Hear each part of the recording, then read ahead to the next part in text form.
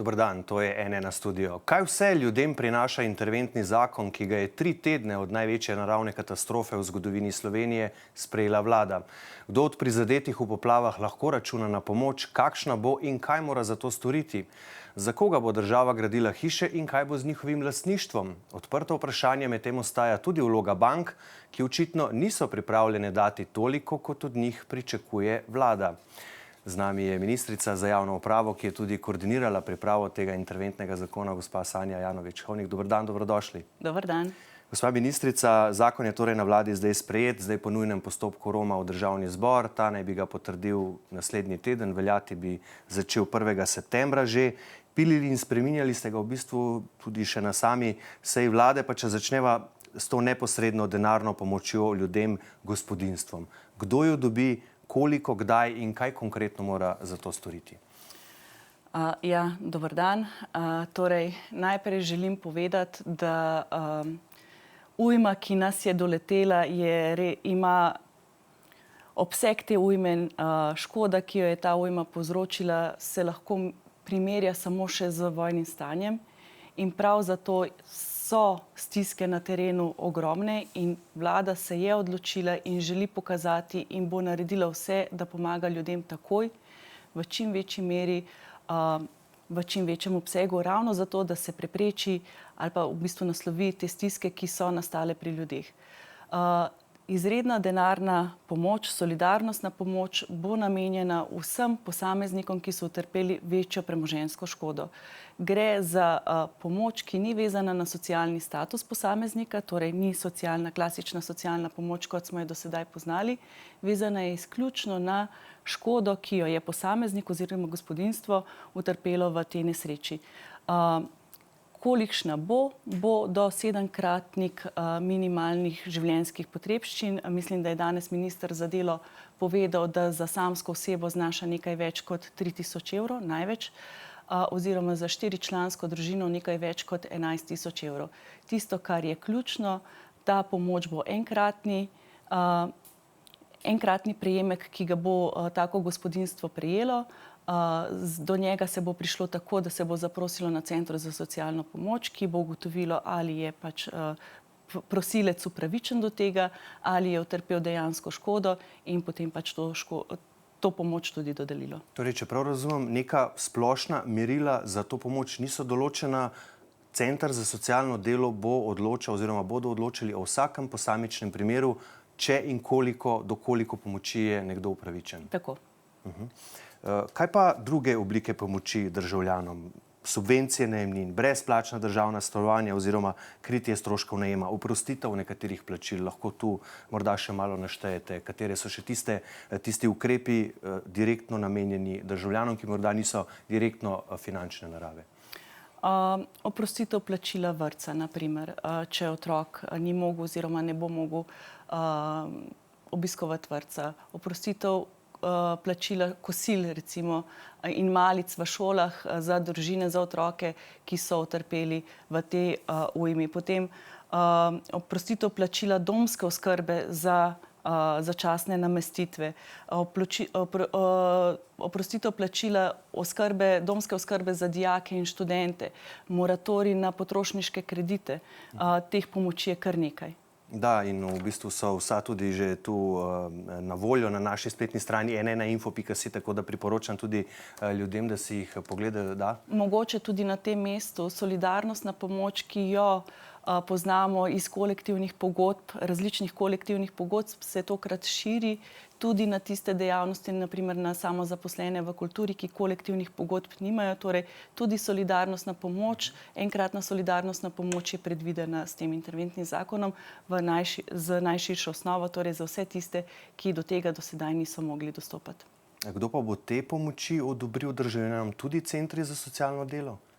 Mislim, da pristojna ministrstva. Gre za Gre za tiste poklice, dejavnosti, ki se tudi sicer financirajo preko ministrstev, recimo samozaposleni v kulturi, prispevke v teh primerih plačuje Ministrstvo za kulturo in v tem primeru bo tudi solidarnostno pomoč Ministrstvo za kulturo izplačalo. In pri kmetih kmetijsko ministrstvo in tako naprej. Do kdaj bodo v bistvu ti ukrepi pomoči veljali, gospa ministrica, samo do konca tega leta ali se bodo morda kakšni ukrepi lahko podaljšali potem tudi v prihodnje leto? Večina ukrepov je dejansko interventnih, začasnih in bodo veljali do konca letošnjega leta. Nekaj, na primer odstop od zakona o javnem naročanju, bo veljal do 30. marca prihodnje leto. Na primer izjema oziroma pohitritev zaposlitvenih postopkov za tujce, ki prihajajo iz nevizumskih držav, pa do konca avgusta prihodnjega leta. Torej zelo različno, ampak je pa mišljeno, da ta zakon ima rok trajanja, če smem tako reči, torej da je začasni zakon, ker vendarle gre za interventni zakon in takoj po sprejemu tega zakona se bomo lotili priprave zakona za sanacijo in obnovo, ki pa bo bolj sistemske narave in bo dejansko namenjen dolgoročnim rešitvam. In k temu zakonu še prideva. Veliko razprav je bilo o vlogi bank. Premier Robert Golob je tudi izrazil pričakovanje, da bodo do te seje vlade prišli s konkretnimi predlogi. Ali so banke prišle s konkretnimi predlogi, ste jih lahko vključili v zakon? Predlogi, o katerih teče tudi še danes pogovori, v bistvu ta dialog med bankami in sedaj pristojnim ministrstvom oziroma vlado je zelo aktiven in teče ves čas. Od teh predlogov je vključen ta moratorij na potrošniške kredite, pa niti ne zato, ker banke ne bi želele dajati teh moratorijev. Po zagotovilih Združenja bank Slovenije že tako vse banke do sedaj, v vseh primerih do danes, so ta moratorij odobrile, ampak bolj iz tega, zaradi tega občutka, da se da ljudem dejansko zagotovilo, da do moratorija bo prišlo, ampak vsi ostali ukrepi, za katere pač je predvideno, da bi banke jih lahko izvajale in izvedle v odnosu do intervencijskih ukrepov oziroma potem same obnove, pa pogovori tečejo in mislim, da je preuranjeno o tem v javnosti govoriti. Ja, tudi predsednik vlade je že kar nekaj v bistvu govoril o tem, pa vendarle direktorica Združenja bank Slovenije Stanislava Zadravecka-Prirolo je za Delo recimo povedala, da načrtujejo ugodna dolgoročna posojila za obnovo domov po fiksni 3% obrestni meri in s poroštvom države. Potem navajajo točno to, kar ste vi tudi omenili, zakonsko ureditev moratorijev na odplačilo dolgov. Na mizi je tudi predlog za ugodnejša dolgoročna potrošniška posojila prizadetim recimo za nakupe avtomobilov in stanovanjske opreme, obdavčitvi dobičkov, kar se je tudi kar govorilo, pa nasprotujejo in pravijo, najraje prispeva celotno gospodarstvo. Finančni minister Klemen Boštjančič to komentira: smo zadovoljni, pozdravljamo, vendar to še ni dovolj. Kaj torej še v bistvu pričakujete od njih? Danes je finančni minister tudi povedal, da je vsaj največja banka napovedala dvig depozitnih obrestnih mer. Torej, tudi tu so banke prostovoljno predlagale eden od možnih ukrepov. Jaz bom tako rekla, glejte, ta škoda, prve ocene ali pa nekatere ocene, o katerih je tudi danes finančni minister govoril, gredo v nekaj milijard. Govoril je o 5 milijardah. Možno, da bo na koncu ta škoda še višja. Gre za tako veliko škodo, da je nerealno pričakovati, da kdo v tej družbi ne bo prispeval. Dejstvo je, da bomo za odpravo posledic te naravne nesreče morali solidarno prispevati vsi. Kakšen pa bo mehanizem vzvod, da bomo vsi skupaj prispevali, je pa stvar debate. Mi si prizadevamo in želimo, da je ta prispevek prostovoljni v čim večji meri. Tudi zato so naši interventni ukrepi naravnani v to smer, torej omogočamo neke vrste donacij. Tudi sami potem sistemski ukrepi, torej Sklad za obnovo Slovenije bo eden od virov bodo možni tudi donacije, ne samo fizičnih, tudi pravnih oseb, ki bodo bolj spodbujani in potem tudi verjetno na drugačen način davčno obravnavani.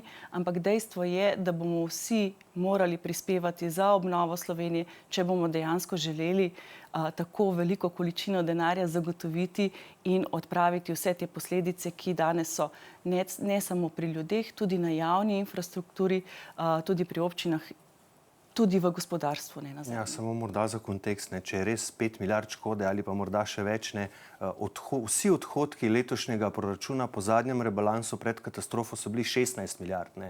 Tako da morda za občutek, za kakšno škodo gre. Ob tem pa Združenje bank, to, kar ste rekli, ta državni sklad, Združenje bank glede tega sporoča, da so poslali dodaten predlog možnega dodatnega solidarnostnega prispevka v ta namenski državni sklad za obnovo škode. Tu govorimo o deležu skupne bilančne vsote. Banke bi neuradno prispevale 0,1% bilančne vsote, kar bi v sklad prineslo okoli 50 milijonov evrov. Premier Golob na drugi strani po informacijah, ki jih imamo, pričakuje 1%, torej 500 milijonov. To je kar, bi rekel, velik razkorak. Bo vlada torej vztrajala pri tej številki 500 milijonov? Glejte, jaz o številki, koliko vlada pričakuje, da bo dobila od bančnega sektorja, če želite, ne bi špekulirala. Te pogovori tečejo, so zelo intenzivni in pričakujem, da na koncu bo doseženo soglasje tudi glede prispevka bančnega sektorja za odpravo in sanacijo te škode. Ja, je pa kar jasno, da s temi ponujenimi 50 milijoni vlada zaenkrat ni zadovoljna. To tudi izhaja iz besed finančnega ministra. Kaj pa ta pereča tema, bom rekel, obdavčitev izrednih dobičkov bank? Po podatkih Banke Slovenije so poslovne banke v Sloveniji v prvem polletju letošnjega leta ustvarile 467 milijonov evrov čistega dobička, kar je za 145% oziroma dobrih 276 milijonov več kot v enakem obdobju lani. To obdavčitev odločno podpirajo vse koalicijske stranke, tudi vaša Svoboda, pa tudi opozicija. Gre za politični populizem, banke nismo vojni dobičkarji, pravi Blaž Brodnjak, prvi mož NLB. Ali so banke po vaše vojni dobičkarji in ali to obdavčitev podpira tudi vlada? Še enkrat, razprava o tem, kako in koliko bo bančni sektor prispeval za obnovo, je aktivna. Torej, vlada seveda ima neka pričakovanja, je pa treba upoštevati tudi bančno regulativo in že samo napoved največje banke, da bo depozitne obrestne mere dvignila, kaže, da ti pogovori tečejo v pravo smer. No, ampak vi ste tudi ena od, najbolj vidnih članic Gibanja Svoboda. Ta stranka je zelo jasno povedala, tudi poslanci vaše stranke že vršijo javni pritisk na finančno ministrstvo, na vlado, naj to stori nemudoma. Torej, ali je tu neka diskrepanca med stališčem stranke Gibanje Svoboda in samo vlado, ki očitno tu ostaja pri tem vprašanju zelo previdna? Vlada je previdna v komuniciranju svojih pričakovanj, vendar v dialogu za zaprtimi vrati, ki poteka praktično ves čas, tudi verjetno v tem trenutku, pa je zelo jasno izrazila svoje pričakovanja in pričakujem, da bo v zelo kratkem času prišla z neko dogovorjeno rešitvijo, torej s katero se bomo strinjali na vladni strani in tudi na strani bančnega sektorja. Treba je povedati, da mogoče so lahko kakšni ukrepi všečni na prvo žogo, če želite, ampak pomembna je tudi finančna stabilnost celotnega sektorja, ker vendarle je to eden pomembnejših sektorjev države, ki zagotavlja potem ne samo stabilnost bančnega sistema, torej sistema poslovnih bank kot takih, ampak tudi sistema države, ki se zadolžuje na mednarodnih trgih in tu na tem mestu si pač preprosto ne moremo privoščiti napake,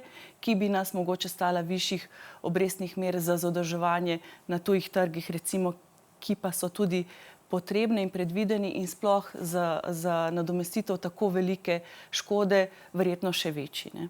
Ja, si tudi banke pravijo, da to, če smo imeli do prve polovice leta takšne dobičke, to še nič ne pomeni, da jih bomo imeli tudi na koncu leta, sploh glede na to, da bo verjetno prihajalo do nekih slabitev, do odpisov dolgov ravno zaradi poplav.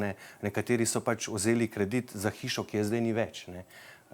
Ali vlada pričakuje, da bodo banke vsaj tem ljudem, ki dejansko nimajo več tiste stvari, za katero so se zakreditirali, da so jo naredili, da bodo banke vsaj te kredite v celoti odpisale? Pričakovanja vlade so velika do bančnega sektorja, vendarle, kot ste sami povedali, ta sektor je ustvarjal dobičke, tudi ekstra dobičke, torej ocenjujemo, da bančni sistem dobro deluje, dobičkonosno deluje, torej in če govorimo o solidarnosti in o tem, da vsak med nami, vsak deležnik te družbe prispeva po svojih zmogljivosti, lahko tu ugotovimo, da bančni sektor nekaj teh zmogljivosti vendar ima.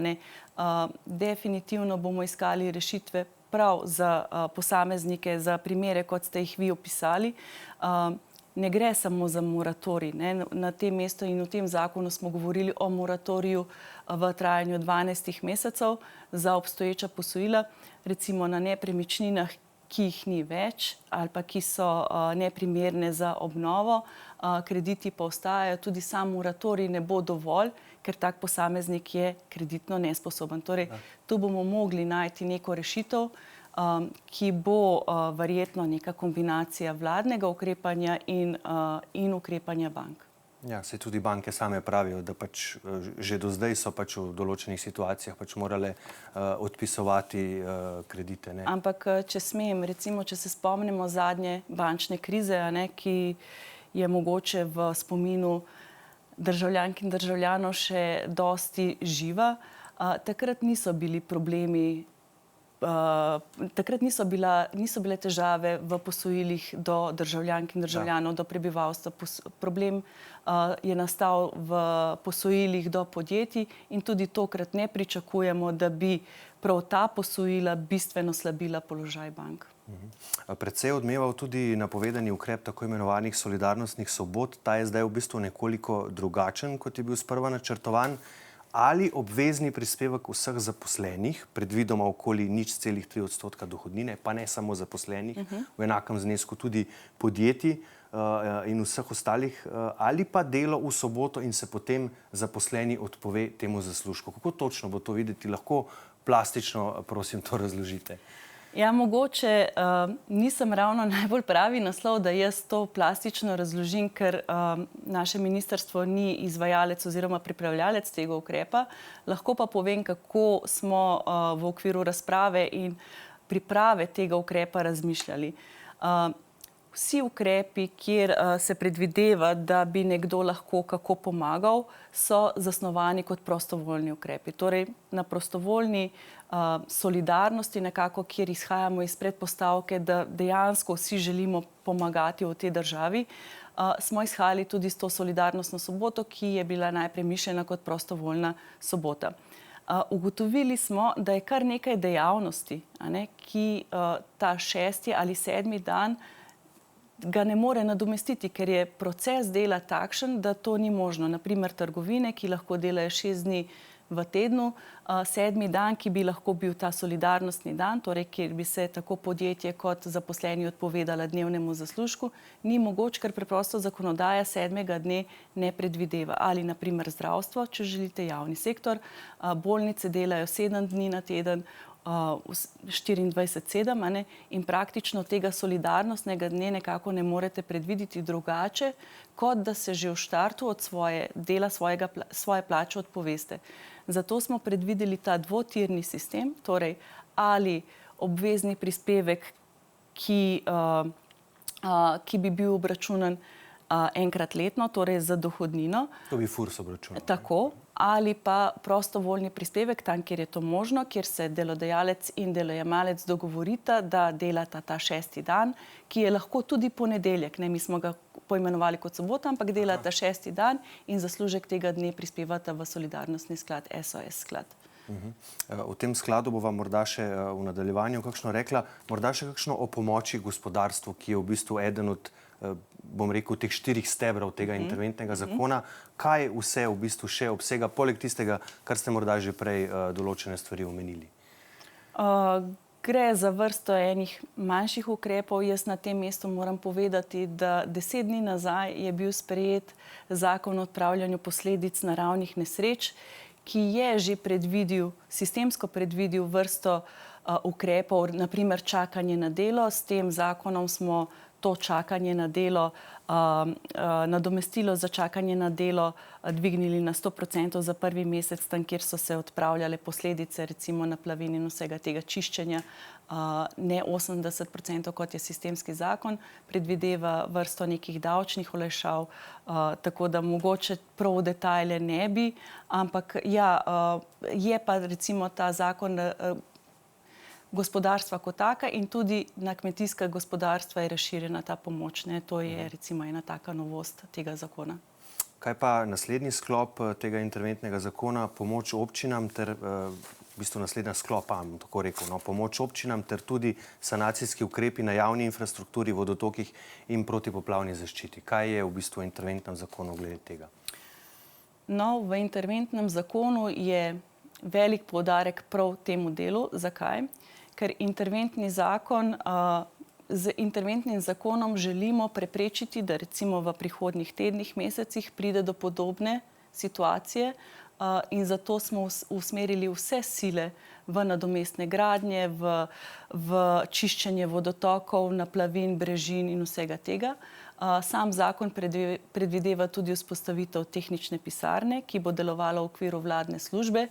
Tehnična pisarna, poznamo ta mehanizem že iz obnove popotresnega Posočja, je namenjena svetovanju pri projektni dokumentaciji, izbiri prioritet ukrepov, primernosti ukrepov, torej pomoč občinam in ljudem na terenu pri sami obnovi. Hkrati pa ta vladna služba, tehnična pisarna bo vzpostavljena v okviru vladne službe, ki bo direktno postavljena pod predsednika vlade, pa bo poznala tudi psihosocialno pomoč, torej tudi pomoč ljudem na terenu, kjer zaznavamo dejansko velike stiske ljudi. Drugo, recimo, imamo odstop od zakona o javnem naročanju. Bistveno so poenostavljeni torej ti postopki za oddajo naročil za gradnje, za storitve, kar je ključno za to, da hitro ukrepamo in da hitro v bistvu se pripravimo tudi na jesenske mesece. Ali se bo zakon v državnem zboru še lahko spreminjal z amandmaji ali je popolnoma koalicijsko usklajen? Ali se lahko zgodi naslednji teden, kolikor vem, v torek odbor pristojni, potem v četrtek izredna seja, da bo kakšna od koalicijskih strank prišla, ne vem, dajmo dvigniti izredno denarno socialno pomoč, 7-kratnika cenzusa na 10-kratnik, ne vem. Ali imate zagotovila vseh koalicijskih strank, da tega ne bodo počeli ali je stvar usklajena? Jaz ne pričakujem, da bi prišlo do bistvenih sprememb. Mogoče smo, ne bom rekla, da nismo mogoče še kakšno malenkost spregledali s tem interventnim zakonom, vendar kot povedano, gre za prvi od dveh zakonov, torej gre za interventni zakon, za zakon, ki je pomemben zdaj in takoj za pomoč ljudem in občinam in gospodarstvu za naslavljanje te škode. Prihaja pa sistemski zakon, ki bo na dolgi rok naslovil sanacijo in obnovo celotne družbe. Ja, in zdaj smo tu, vi ste danes poudarili na tiskovni konferenci, da je to prva in najnujnejša pomoč, zagotovo pa ne zadnja. Kaj je zdaj v bistvu torej še tisto, kar sledi, kaj še načrtuje vlada? Mogoče je danes nekako umanjkal ta pogled naprej, vsaj jaz nisem zaznala, da je bilo dosti govora o tem. Vlada je danes ustanovila tudi svoje posvetovalno telo za obnovo na nek način in tu smo mobilizirali najboljše, kar Slovenija v tem trenutku strokovnega znanja ima. In sedaj je ključni moment, da ko bomo odpravljali, ko bomo dejansko sanirali Slovenijo po teh naravnih nesrečah in te naravni nesreči, da to naredimo razumsko, interdisciplinarno in s pogledom vnaprej. Dejansko sedaj ugotavljamo, da marsikje je bilo mogoče preprečiti marsikaj. Verjetno bomo v prihodnjih tednih, mesecih ugotavljali, kaj vse je šlo narobe, zakaj so bile stavbe na poplavnem območju, zakaj so bila gradbena dovoljenja izdana tam, kjer dejansko ne bi smela biti, zakaj so občinski prostorski akti, zakaj občinski prostorski akti nimajo vseh soglasij, naprimer vodovarstvenega ali še kakega drugega soglasja. Torej, ko bomo sanirali, ko se bomo postavljali na noge, je to zelo pomembno, da počnemo najprej s pogledom naprej v razvoj, torej, da svojo infrastrukturo postavimo na trajnostni način in tudi, da se zavemo, da podnebne spremembe so tu. In tisto, kar je lekcija, ki smo se jo tokrat, upam, res naučili, je, da je človek v odnosu do narave resnično šibkejši člen in te bitke, te vojne z naravo mi pač ne moremo dobiti. Torej, moramo se naučiti živeti s podnebnimi spremembami, graditi tako, da bomo kos podnebnim spremembam in hkrati tudi naslavljati podnebne spremembe in se ustrezno odzivati. Ja, v bistvu so to lekcijo dobili tudi tisti, ki recimo niso zavarovali svojih hiš. Kar veliko jih je takšnih, ki niso imeli zavarovanega svojega premoženja. Je pa res, da nekateri ali pa vsaj mnogi na poplavnih območjih dejansko niso niti mogli zavarovati svojega imetja, ravno zato, ker so imeli vse na poplavnem območju. Ali za te ljudi, ki recimo niso imeli zavarovanih stvari, pa so hudo prizadeti, tudi vlada za njih načrtuje kakšno, ne vem, dodatno posebno pomoč? Vlada bo naredila vse, da pomaga ljudem na terenu. Sigurno bo razlika v pomoči, ki jo bodo deležni posamezniki, ki so ravnali preventivno že sami po sebi, ampak ne bomo pustili na cedilu pa tistih, ki teh zavarovanj niso imeli. To naloga države je, da ponudi varnostno mrežo takrat, ko je posamezniki, pa če so to posamezniki ljudje ali gospodarstvo, podjetja potrebujejo. No, zato imamo državo. Bi pa mogoče na tem mestu povedala, da situacije na terenu so zelo različne. Mnogokrat slišite in vidite, da recimo, ne vem, hiša je bila zavarovana protipožarno in protipotresno, ni bila zavarovana protipoplavno, recimo za meteorne vode, pa lastnik hiše tega niti ni vedel. On je imel zavarovano hišo. Torej, tudi na področju informiranja in izobraževanja posameznikov bomo morali narediti marsikaj. Poznam pa tudi primer, recimo, kjer je bilo izdano gradbeno dovoljenje na izključno željo podjetja, ki je vedelo, da gradi na poplavnem območju. Torej, imamo zelo raznovrstne situacije. Ja, kolikor vem, vsaj takšne informacije z vlade imamo, da po tem interventnem zakonu in ob robu priprave zakona o obnovi se boste v bistvu tudi posvečali individualnim primerom, ki so najbolj prizadeti. Teh je do 1000 po trenutnih vladnih ocenah. Kaj morda lahko pričakujejo? Torej, to so večinoma tisti, ki dejansko več nimajo ničesar, ki jim je odneslo ne samo hišo, nekaterim je tudi parcelo odneslo. Tista v Prevaljah, Fužirjeva hiša, tam niti parcele ni več. Vlada naj bi se tudi individualno lotevala teh primerov. Kako? No, kot sem prej rekla, ustanovila je posvetovalno telo, torej to je pogled naprej. To je, kako se bomo razvijali, kako se bomo postavljali s pogledom za nadaljnjih 50-100 let. Ustanovila je operativni štab, tako imenovani operativni štab, ki ga trenutno vodi državni sekretar Šefic. To je štab, ki bo medresorsko koordiniral različne ukrepe in tudi ustanovitev zdaj te nove vladne službe, ki, kot rečeno, na eni strani bo imela tehnično pisarno, ki bo ljudem in podjetjem in občinam svetovala na terenu, na drugi strani vsaj psihosocialno pomoč, pa verjetno še kaj. Ampak, kot rečeno, z zakonom vi lahko predvidite sistemske zadeve, torej sistem. Individualne primere je pa potrebno individualno reševati na licu mesta in v bistvu pripravljati ukrepe in odzive, ki so custom made, na nek način, ki so pisani na kožo posameznika in odgovarjajo točno tisti dani situaciji, v kateri se je posameznik našel. To bo delala ta služba vladna? Tudi v koordinaciji s Centrom za socialno delo, ker Center za socialno delo je pa vendarle tista služba, ki jo že danes imamo, namenjena prav individualnim obravnavam posameznikov. Premier Golob je v bistvu že javno napovedal nadomestno gradnjo montažnih hiš. Kdaj naj bi država začela s tem in ali bo poleg pravice dobivanja zagotovila tudi lastniško ali ne? Jaz na tem mestu mislim, da je to nekoliko preuranjeno. Mi smo dejansko sedaj pripravili ukrepe, ki so interventni sedaj za sedaj. Šele sedaj gremo v snovanje ukrepov, ki bodo trajne narave, torej tudi nadomestne gradnje. Ključno tu bo, kje se bodo te nadomestne gradnje dejansko izvedle, kje bodo te nadomestne gradnje postavljene, in jaz tu vidim veliko vlogo posvetovalnega telesa, torej tega strokovnega telesa, ki bo povedalo, kje je primerno graditi in zakaj je tam primerno graditi, ne, da se nam ne bo čez nekaj let ali pa desetletij ponovila ta ista zgodba.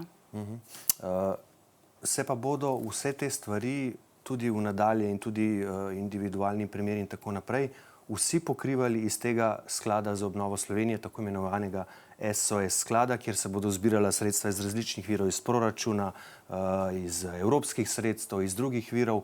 Torej je v načrtu, da se iz tega sklada v bistvu vse te stvari financirajo. V načrtu je točno to, da se vsaj večina teh zadev financira iz tega SOS sklada. Zakaj? Mi smo se danes veliko časa pogovarjali o transparentnosti. Ključno bo, da se transparentno popiše nastala škoda, da je to dostopno vsem. Zakaj? Zato, da če recimo, ne vem, vaša babica ni znala prijaviti nastalo škodo, vi pa vidite, da je tam mogoče bila poplava in da je verjetno neka škoda nastala, lahko opomnete, spomnete, pozovete pristojne, da tudi tam ukrepajo.